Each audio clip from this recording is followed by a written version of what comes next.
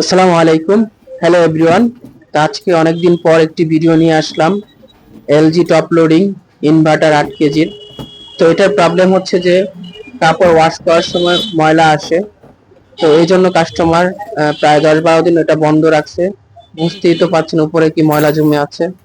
তো এখন দেখাবো আপনাদেরকে এটার ভিতরের কি অবস্থা। এটা হচ্ছে পালসেটর।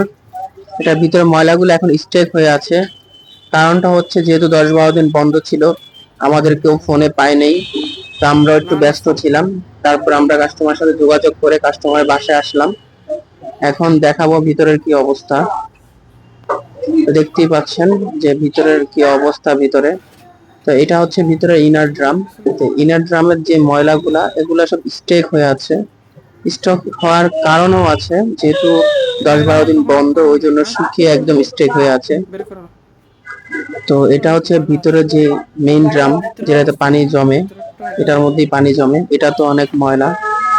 তো আপনাদেরকে একটা জিনিস বলতে চাচ্ছি, সেটা হচ্ছে যে আপনারা প্রতি মাসে একবার করে হলেও ট্রাপ ক্লিনিং অপশন ইউজ করবেন। যেহেতু এই ওয়াশিং মেশিনের ভিতরে ট্রাপ ক্লিনিং অপশন আছে, তো এটার মধ্যে এটা ইউজ করবেন।